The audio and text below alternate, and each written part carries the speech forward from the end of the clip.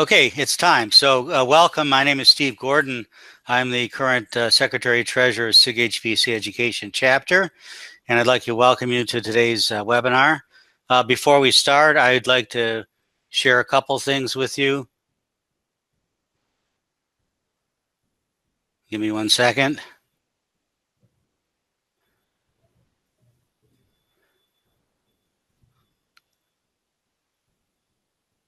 So for those of you who are voting members of the chapter, can you see the slides? Yes. Yes, Okay. but we see the presentation. Okay. You should have received a link to the ballot for chapter officers. And I just wanted to remind you, I've sent you several email reminders as well. The voting closes next Monday at noon, and we would really like you to cast your vote for the officers. Today, I'll show this at the end as well. There's a chat application where you can ask questions of the presenter. You just sign in with your name or nickname in parentheses, and without a password.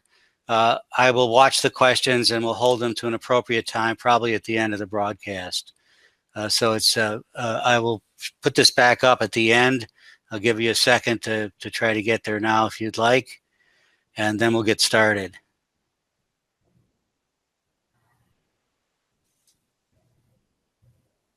So now I'd like to introduce Dave Hudak, who's the interim executive director of the Ohio Supercomputer, who will be giving today's presentation. So Dave, I'll leave it to you. Okay. Am I on?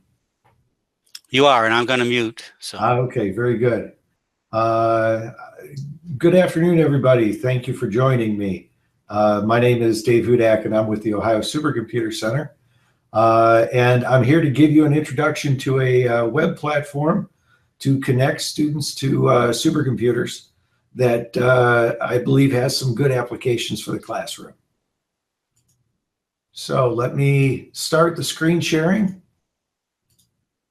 And I hope that everybody can see the PowerPoint. But the talk is titled Open OnDemand, a web platform for HPC with applications in the classroom. And I should also note that this work is supported by the National Science Foundation, and we are grateful for their support. So let's start with the opening question of should you use a supercomputer, some sort of campus cluster or centralized cluster to run a course or for exercises in your classroom. And there are a lot of pros to using a central resource for doing computing work. The first one is capacity. If you have a large number of students, or if you have students that want to scale out the size or the fidelity of their problems, having a supercomputer can be a very useful tool for that. Centrally administered supercomputers are typically more reliable and more available than what you may be able to do with a local laboratory machine. There is often a range of hardware technologies or hardware configurations. So for example, you could use nodes that have GPUs with them, or large memory, or large numbers of nodes. And in addition, it's also very cool. In my classroom experience, I have always found that students like using a central resource, like using something that can be called a supercomputer or HPC. Now, there are some real mismatches when you take a look at supercomputers versus the kind of supercomputers versus the kind of computers that students are used to having. Students are used to having their PCs, their laptops, and smartphones. And they're used to computing that is very local, meaning the computer's right in front of them, and the keyboard's right in front of them, and it's also highly interactive. So they go ahead and they fire something up, and usually they get a response back in a matter of seconds. And that doesn't typically happen with these large centralized supercomputers. Then, as opposed to being local, they're remote. Usually you have to establish a network connection, like an SSH connection, to get in and do some work. And in addition, supercomputers are, because they're expensive, they are set up to run in a batch environment to make sure that the work can be stacked up and we can get good utilization on the machines. So students are not used to waiting in queues for shared resources. And I can tell you from my teaching experience that this will definitely be an excuse that will be provided when students miss due dates on their assignments. So it's something that can be managed, but it needs to be carefully considered.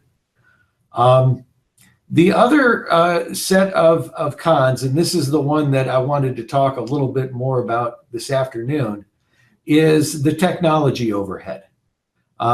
You have to install local clients on your laptops, things like PuTTY for an SSH connection, SFTP to transfer files back and forth. There are typically no GUIs with supercomputers, so you have to learn the Linux command line, the file system layout, including commands like cd and makedir, and figure out what cd tilde does versus cd dot dot. You have to learn a file editor like VI or Emacs. You have to learn file transfer mechanisms. And admittedly, if you've got a separate application to do that, it's easier. But otherwise, you may have to learn the file transfer commands yourself. And you have to learn job submission, the ability of actually submitting something to the queues, having the queue manager then deploy that somewhere on a node and having it execute. And my point about this is all this time spent teaching the technology takes away from your time to teach the curriculum. And to me, this has been the largest barrier to getting classroom acceptance for supercomputers. Now, what we've done is we have built a platform called OnDemand. And OnDemand is a web portal for access to an HPC center's services. I'm sure a lot of you in the high-performance computing community have seen Science Gateway style applications like WebMO or Galaxy or even NanoHub or HubZero applications that provide a central web front end for users to come in.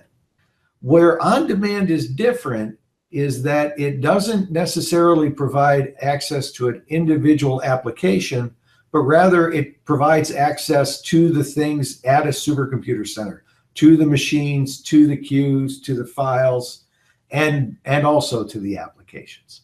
So it's a single point of entry for an HPC center services.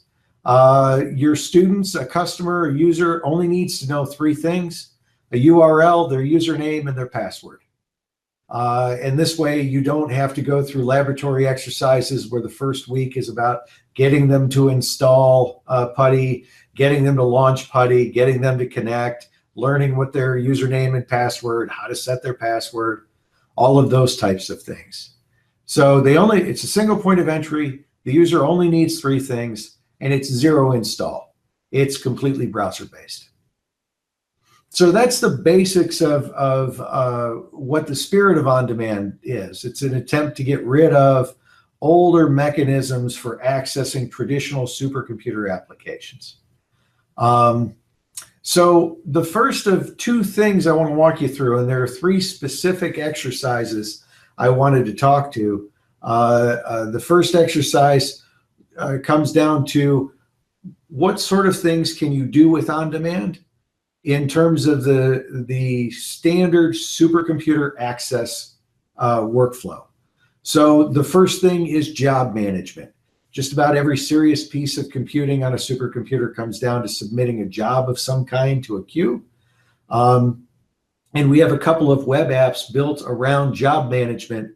That the first one is called My Jobs, which allows you to create a job, submit that job, and take a look at its output and take a look at its components.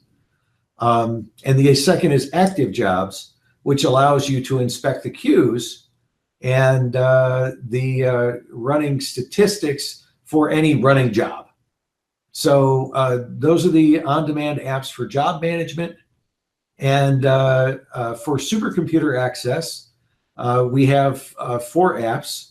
There is a file browser, which gives you basically a desktop-like or a file browser-like interface to CD through directories, create directories, upload and download files, as well as a file editor app, which allows you to edit files. There is a system status app that allows you to take a look at individual clusters and how the hardware on those clusters is performing. And there's also a terminal app that will provide you with access to a login node with a command line. This terminal app is the last thing I like to include with what you can do with on-demand, because for every other supercomputer access story, it starts with the terminal. For us, if you can't do any, if you need to do something you can't do with our apps, you can always fall back to the terminal. But we hope it's more of a method of last resort than an initial barrier to entry. Okay. So just to give you a little bit of a graphical representation before we jump into the example, basically this is the mental model we like to give new users and students who are trying to use one of our clusters here at the Ohio Supercomputer Center. So this is a graphical description of the Oakley cluster. And a researcher here can log in via either a terminal like SSH or through a web portal like ondemand.osc.edu. And when they connect, they'll be connected to login nodes, which are interactive nodes that are available 24/7 for users to inspect their files and submit jobs and to inspect results. These login nodes will talk to a queue, and the queue will distribute work across a set of nodes. We have 684 standard nodes on the Oakley cluster that each have 12 cores and 48 gigs of memory. We have 128 GPU nodes. Or actually, we don't. We have 64 GPU nodes. They each have 2 GPUs. And we have 8 large memory nodes. This cluster and all of its nodes are connected to 3 separate file systems. You can see them over on the left-hand side of the slide: the home directory, the project directory, and the scratch directory file systems. So this gives you a little bit of a layout for the hardware that we'll be experiencing in just a second. Okay, so for the first example, I suppose I should note that when I was teaching, I was a computer science professor, and I had a class in parallel programming and in supercomputing that I taught to advanced undergraduates. And what I've done is try to pick some use cases from that teaching experience. So a lot of the stuff that I'll be showing you today will involve getting computers to do programming or math of some kind. So in this example, it's what I would call an MPI Programming Lab. And here we'd like to familiarize the student with the basics of supercomputer organization. What are the clusters and what are the queues? And for that, we'd use the system status and the active jobs apps. In order to go through the job submission workflow, we've used the My Jobs app. And for running and editing MPI code, we'd use the file editor. So what I want to do now is see here if I can end the screen sharing, because I would like to switch over to do my example now. Okay, I believe I've switched over. And now I want to connect to my web browser. So if you click here, I believe you guys will be seeing a splash page, and I will type in ondemand.osc.edu. I'll be provided with the login page, and I'll click login. I'm actually using the OSU login to connect through to OnDemand, and that was preloaded in my browser. And if you look here, you can see now I'm connected to OSC OnDemand. And if you notice, I've got a set of buttons across the top, drop-down menus for file access, for access to jobs, direct connections to clusters, interactive desktops, which I'll get to in a little while, and interactive applications. But let's start with what we said we wanted to do for the exercise, which was to give a layout of the supercomputers. So for that, I'll go under clusters and I'll open up the System Status app. And what the System Status app does is it gives you a listing of all the clusters at your center. And if you see OSC, we've got 3 clusters: the Owens cluster, the Ruby cluster, and the Oakley cluster. For each of these individual clusters, if we wanted to drill down, we could take a look at the process load or the CPU load, the memory load, or the network load over the last hour, or we could go 4 hours a day. Usually I like to ask students to take a look at a month. So right here, this plot is the CPU usage over a month, and you can see the peaks and valleys as different things occur. We tend to have some valleys through the weekends here, and then peaks during the middle of the week as the work picks up. So this is a good way to give students an introduction to the different clusters there are and the different ways in which we would measure clusters. And if we wanted them to take a look at running jobs, we could use a particular app called Active Jobs. So I'm going to pop that app open now. And the Active Jobs will show you jobs according to the jobs that you have submitted. And I don't have any jobs running right now. It's got all the people on your OSC project, all of their jobs, or you can take a look at all the jobs in all the queues. And I suppose I should warn you, we have a lot of jobs running right now. Now you can filter these jobs, and there's an awful lot of them, as I mentioned before, but I'd like to look at parallel jobs.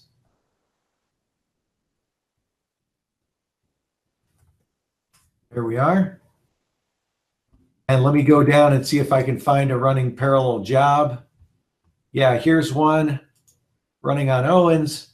And if you want to, it's a 3-node job that is using 28 cores, because that's how many cores there are per node on Owens. And you can see it's using nodes 114, 115, and 117. And the CPU usage is pretty close to 100% on every one of those nodes. And this is a level of inspection that is very difficult to get without a pre-packaged tool like OnDemand. And we hope it gives our students the opportunity to take a look at different aspects of the execution, not only of their jobs, but of other jobs at the center. Okay, so that's the second thing I wanted to talk about, was the different queues and what jobs might look like. And now I'd like to talk a little bit about the job submission workflow. So we have a particular application called My Jobs. And I will fire this up. And if you notice, I pre-populated it with a couple of test jobs just in case. But the goal here is one that I would give students in my class, which is, hey, I want you to run an MPI program in parallel on the cluster. And then I would like you to modify that MPI program to maybe print something different out. Now, what we'll do for this is we will leverage something in the My Jobs application called templates. And so what a template is it is a template of a job that is basically configured and ready to run. And if you notice here, I have templates in a lot of different disciplines, everything from Abacus and Amber, which are, Abacus and ANSYS are the mechanical engineering. Amber is a different code.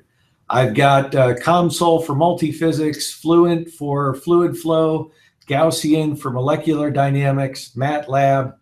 But the one I want to pick is MPI Hello World. So I would ask a student to go ahead and select the MPI Hello World template, and I would like him to call this, we'll just call it Lab 1, because in this case, I want him to just create a job and submit it. So we've done that, and we've created Lab 1 here. I can go ahead and submit that job. And if you notice here, the status for the job changed from, I guess I should have shown you, but the status for this job is now listed as queued, which means it's sitting in the queue and waiting to be run. Now, just because it takes a couple minutes to get through the queue, I've gone ahead and I ran a test already. This is a little bit like a baking show where I pull out the completed dish here. And I can take a look at this completed test over here in the file manager. If I click Edit Files, it pops over, and here are all of the files that came from the template, along with the files that were generated by the execution of the job. So if I want, I can select a file, and I can hit View. And that will pop up just a read-only buffer where I can take a look at the text inside this file. Or if I wanted to, I could click Edit. That would take me over into the file editor, and I could go in and actually start. You can see this is a real file editor. It's got different types of syntax highlighting. It does auto-indenting. It tries very hard to be a good and modern text editor. I can also take a look at the output from this job. I suppose I should have went too fast with this. Let me go back to the editor, and I suppose I should mention that in this particular case, this is a hello world, and the goal of this exercise is to print off hello world from process 0, from process 1, from process 2, for all of the different processes that are launched in this MPI program. And as a matter of fact, if I wanted to, I could go here to the output file, and I could view it, and I could see that it says, hello, MPI world, from process 0, process 1, 2, 3, all the way down. I ran this particular job on 4 nodes, and each node has 12 cores. So that's a total of 48 processes. Okay, so let's go back now and we'll take a look. Oh, look, my lab 1 completed. And as you might imagine, if I went to take a look at the output, it would look just like the test output did. Hello world from process 0, hello world from process 1, 2, 3, 4, 5, and so forth. Okay, and then the other thing I wanted to do is I wanted to show how we would create a a lab in which we edited code. We'll call that lab number 2. I'll create new job. Then I can come in here and I can open up in the file editor, and I can edit my message and say something like test 2, process 1, process 2. And in this case, I'll say test 2 from process 0. I've edited that code. I'll save it. Dave, is there a way to blow up that last screen? That one was hard to see. Sure. Let me see here. How's that? Yeah, that's better. Thanks. Okay. So you can see I made the edits in the text here and here. The file is already saved, so all I have to do then is submit the job. Now, as you might imagine, this will take a couple of minutes to run through the queue, but it's a pretty small job, so it won't take very long. And we'll just come back to that in a minute. So let me stop the sharing here. And welcome back. That was an example. Let me see if I can get my PowerPoint back up of this set of goals for an elementary MPI Programming Lab, connecting to the computer, submitting a job, editing code. Okay, so the last thing I'd like to say about this example is I did all of this stuff without ever having to learn the Linux command line. I was able to do everything in terms of web access and web applications. And our environment is very highly customizable. If there are things that you want to do, you want to define your own templates with your own laboratory exercises. You want to have your teaching assistants set up sets of exercises and associated materials. We can host all of that stuff inside of OnDemand. Okay, now the other thing that happens with OnDemand that has been part of our vision is to try to bring, the first was to try to deprecate the command line as much as we could. And move towards web and graphical interfaces.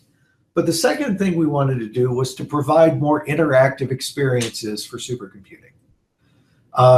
Typically supercomputers operate on a fire and forget setup. You line up your job, you submit it to the queue, you go away, you check on it in an hour or a day or a few days, and you get your answers back. And that's a great way to work. But science works two ways. Sometimes you fire and forget stuff, and sometimes you need to work interactively. So we have an environment in OSC OnDemand called Interactive HPC, where we allow a user to get dedicated interactive access to one or more nodes on the cluster, and they can do different kinds of applications. They can do graphical applications, like a good old Linux desktop, which admittedly is a little different from a Windows desktop, but in my experience, it's a lot more familiar to students than the command line.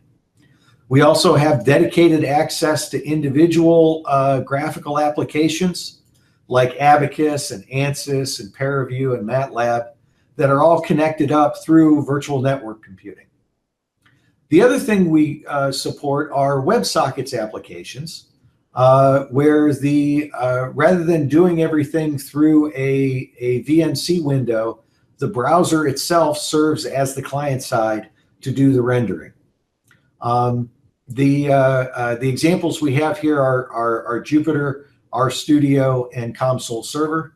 Now, this request, any of these IHPC requests, go through the regular queues. And so I would caution anybody who would want to be using these, and I think they have real value. I think they have real value.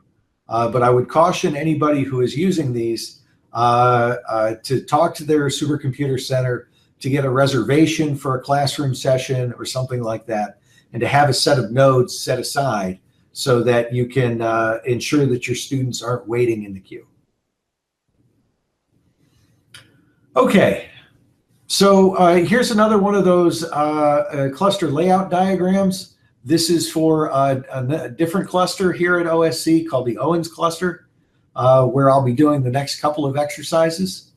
In the Owens cluster, again, the terminal or the web will connect you to one of a couple of shared interactive login nodes. But what happens when you get an interactive HPC job, you're actually going to have a dedicated connection from your web browser down to one of the compute nodes that's sitting in the big grid, one of those 648 standard nodes that you see. And you will have dedicated access to all 28 cores on that node. So the question is, well, gee, why would we ever do that? And let me give you another example here. In the case of our first lab, the MPI Programming Lab, the students were able to edit and build and execute their code. And while that's all fine and good, there's an awful lot of things that can go wrong when students start working on code. They can introduce syntax errors, there can be build problems, they could have bugs. And so what I would prefer to see for students who are doing a lot of interactive debugging and software development, instead of doing things one job submission at a time, instead, let's give them an interactive HPC session. Let's connect them with with an integrated development environment. In my case, we'll use Eclipse, and we'll get them to connect to a compute node, to launch the Eclipse integrated development environment, and to build and run an OpenMP example. I should also note that your students will have a VNC connection into the compute node. But if they're having problems and they're having difficulties, we also provide a view-only link that the student can provide you.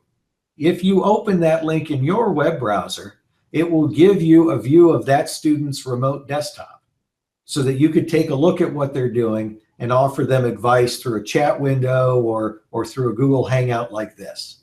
And I'm real proud of the view-only link because it's one of the features that our customers have requested from us, and we were able to provide it for them, and that always feels good. So let me see if I can stop the screen sharing. All right, very good. I think I've stopped that. And let's switch back to my browser. There we are. And so I'm still in my on-demand session. Oh, and you can see that Lab 2 finished. It got all the way through, and if we wanted to take a look at the output from Lab 2, blow it up a little bit, you can see I had changed that introductory thing from Hello World to test number 2, and there they all are. Okay, so let's go on to testing interactive HPC. If I go here to say I'd like a desktop, in this case, I would like a desktop on the Owens cluster. So I will click that, and it will kick me over to a web page where I can configure how many nodes of the cluster do I want, and for how many hours do I want them, and do I want any particular kind of node. In this case, I can have a standard compute node, a huge memory node.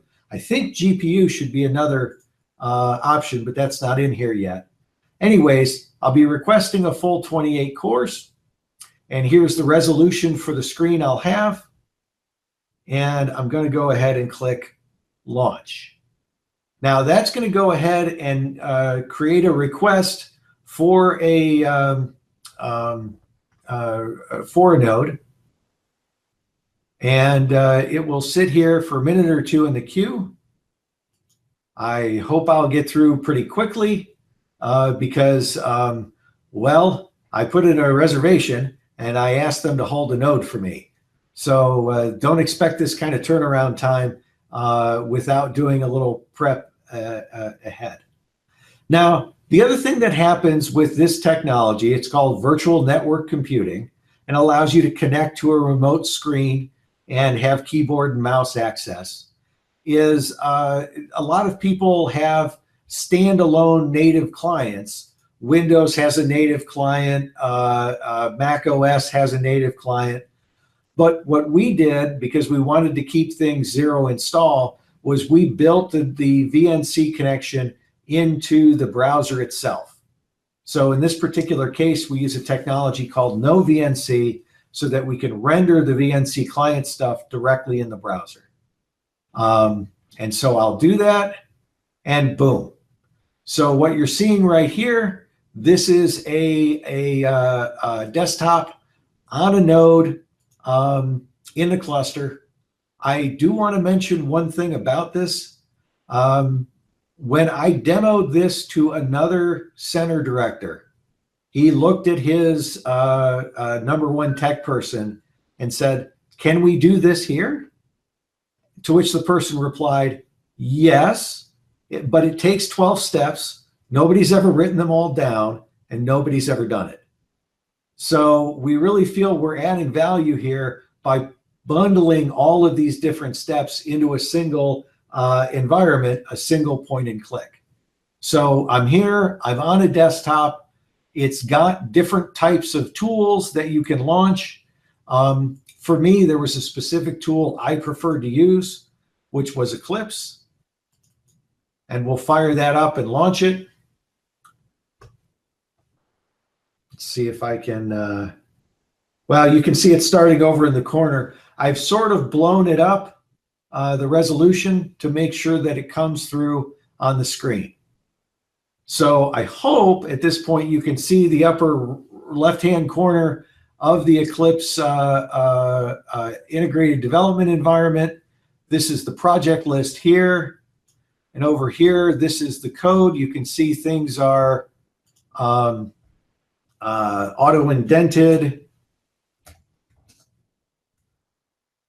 and auto-colored. There's highlight corrections. It's a modern integrated development environment. If I want to save, I can save. If I want to build, I can click a little hammer to do the building.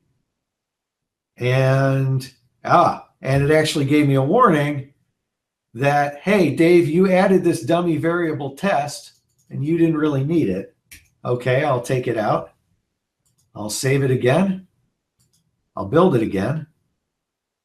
And then if I wanted to, I can actually run it and debug it from inside Eclipse. Debugging is a little complicated, so I'm just going to go ahead and run it. This is an OpenMP program that will print out hello world for each thread. And so when I run it here, you can see, let me raise this up, that the number of threads is 28, and I've got hello world from threads all the way from 0 to 27. Okay, so this is a capability that I think is pretty exciting. I like the idea. Let me get over here and see if I can shut it down. Exit Eclipse. All right. That I think is pretty exciting. And let me turn off that node, disconnect from that node. Okay. And at that point, I've completed the lab. I was able to connect to, let me flip back. It would be nice in these screencasts if we could just switch application windows, but that's okay. I can do it in Windows. It's because you have a Mac. You can't do it. Is that right? Yeah. I've tried a couple different ways, but this is the only way I could figure out how to get it. For some reason, the Windows client's slightly different. Okay. So this is an example of an OpenMP Programming Lab. And then for my last example, I wanted to show you MATLAB and Mathematica are very, very popular products for exploring computational science and computational mathematics. There are a lot of open source packages that have been built that are very sophisticated and try to provide the same idea of an integrated development environment where you can fire in code, where you can fire in equations, where you can do plots. One of these projects is called Jupyter. And, we had a number of people that were using IPython's numeric library. NumPy and Matplotlib are Python libraries for arrays and for plotting. IPython is an environment that gives you, that turns the Python interpreter into something that looks a lot like MATLAB. And Jupyter packages all this up and makes it available through a web browser. So what I'd like to do is show you a pretty crude example. And I do have to admit at the beginning, I am not a Jupyter expert. I am not an IPython expert. I'm sure somebody who is well qualified could give a much better demonstration than I'm about to. But let's take a quick look here and go back to Open OnDemand, or sorry, OSC OnDemand. And if I go over here to desktop apps, I can connect to Jupyter. Now it's not one click because I have to decide how many nodes I want and how many hours. But Steve Jobs always said, 3 clicks is all you get. Any more than that, you've lost the customer. I had 1 click to open this app, 1 click to launch, and then once this thing starts, I'm sitting in the queue. Once this thing starts, I hope I'll have a 3rd click to connect.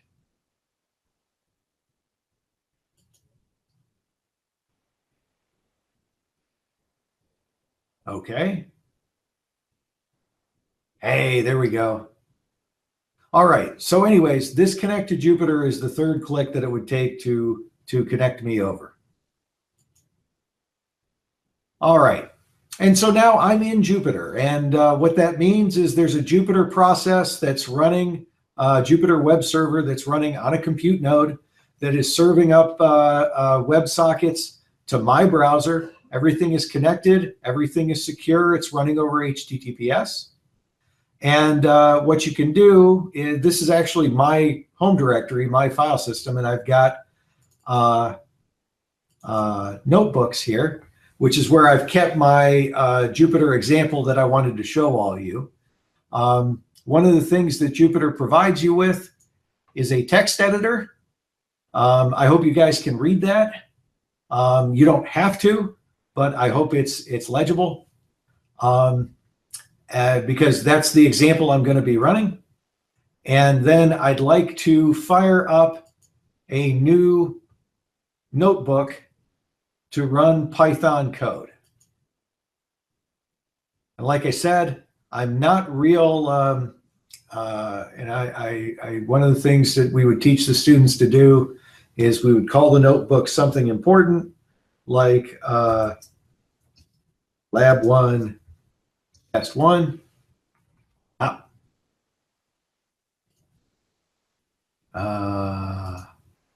Hey, there we go. Lab 1, Test 1. Sorry about that. Let me grab some of this code and fire it into the interpreter.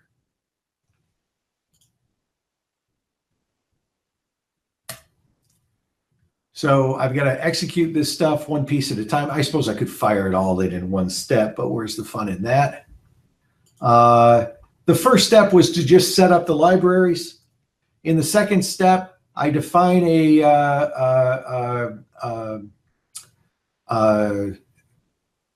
it's not quadratic, a cubic function, x to the power 3 function, and I define a space to evaluate that function over. In the third step, I set up an integral. This is going to be a, oh, hang on just a second here. This is going to be a trapezoidal rule integration that I do. And I'm doing it between the lower boundary 1, upper boundary of 8, and 5 for the number of integral points. And I have some clunky code here that I'm sure somebody would do much better to make a pretty plot. And I'll fire that in. And you can see there's the plot for this cubic function using the trapezoidal rule. Now, if I wanted to, I could go ahead then and take the number of points from 5 up to, say, 10, and run the plot again.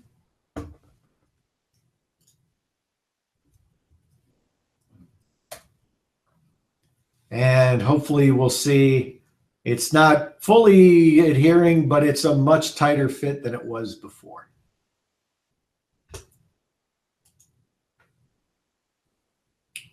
Okay, so so that was my Jupyter example, and Jupyter is a lot more fully functioned and a lot more extensible than I've shown here. What I was hoping to demonstrate is that it's easy to connect to a Jupyter instance here at OSC, and it's easy to work with Jupyter inside the same on-demand framework that you got remote desktops, that you got job submission, that you got queue inspection, that you got cluster statistics. It's all in one area to connect to. All right, just a couple more PowerPoints and then we're over. So that was my Jupyter example. So in conclusion, OnDemand gives students access through a web browser, which we think will lower the barrier to entry for supercomputing. There are a number of apps like the My Jobs and the file editor that you could use to build a workflow for students in a lot of different scientific disciplines, really any discipline that runs on the supercomputer. And then finally, Interactive HPC supports new use cases for students, being able to do things like debugging and being able to run interactive tools like MATLAB and Jupyter and RStudio.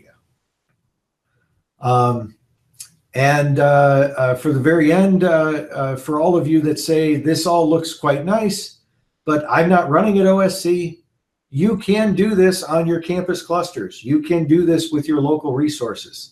We're in the second year of a project to build an open source software distribution called Open OnDemand that allows people to install and deploy these on-demand apps on their local supercomputers, their local clusters. You can see the URLs there below for the project, and they'll be included with the PowerPoint that gets distributed.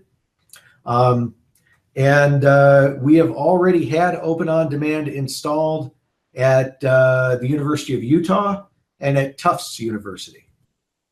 And that's my presentation. Thank you so much. There's my contact information. And I'm ready to take any questions. Okay, let me, You want me to stop my screen sharing? yeah.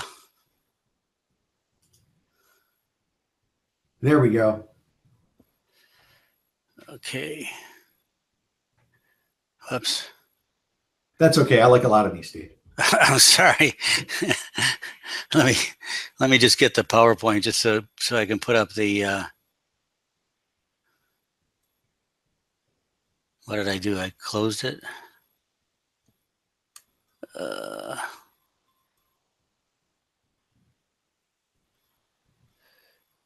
Oh, there it is.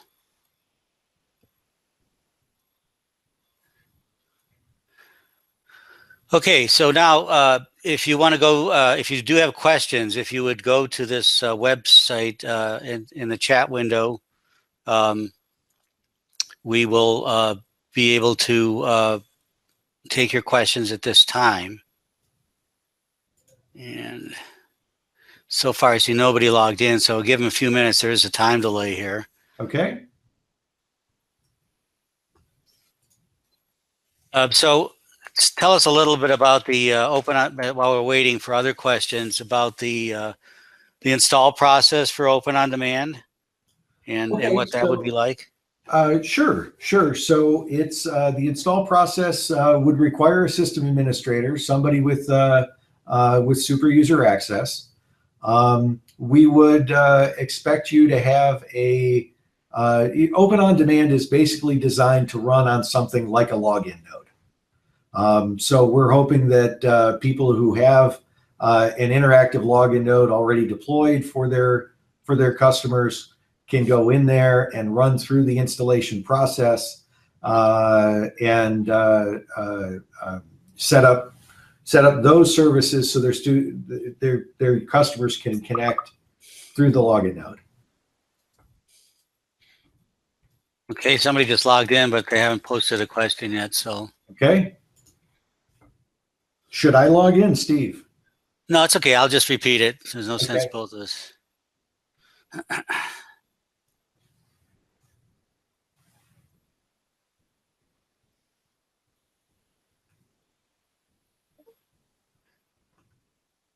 Oh, no, he just said no questions, but thanks for showing this. Oh, so, okay, very good. We'll wait a couple more minutes, see if there are any other final questions. Sure. And again, we're always interested in collaborating if there are folks that have particular applications or workflows that they'd like to support. I always say the biggest problem with supercomputers is they're too hard to use. Yeah. All right, we do get one question. What resources are required to host on demand, and how much of a load is it? Okay, so in terms of resources to support, we're running it on a single node and a single VM instance, and we're supporting about 100 concurrent users a day with it.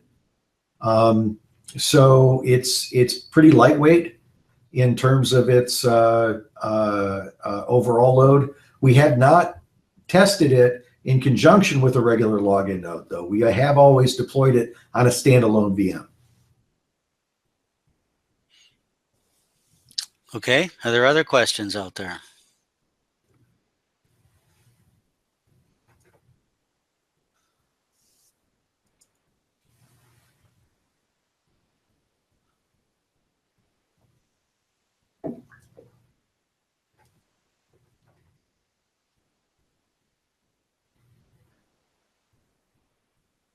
Well, Dave, I've seen that there appear to be no, let me just go back one more time, make sure I didn't miss anything.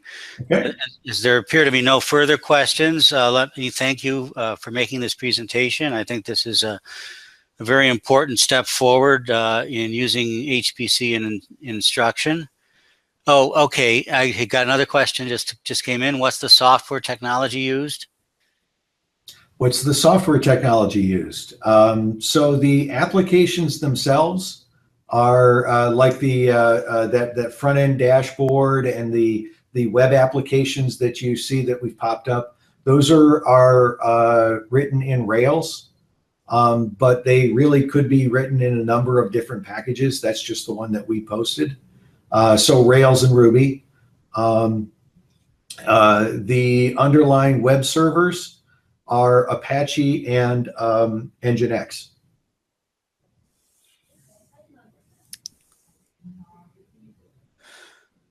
Okay, thank you. Mm-hmm. I'm going to stop sharing.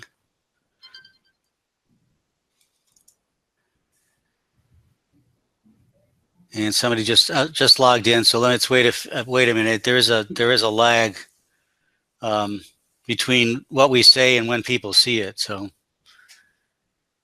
It's about 30 to 45 seconds, depending on their network connection. Sure. Now, is the chat in the Hangout live?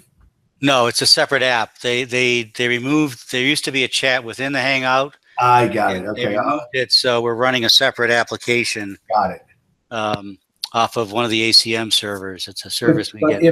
But if anybody goes out and Googles Open OnDemand, they'll probably find our project webpage on GitHub, and that's probably the best place to get questions about the answers to questions about technology specifics. Yeah, but Basil just put a message in the chat with that information. Oh, great.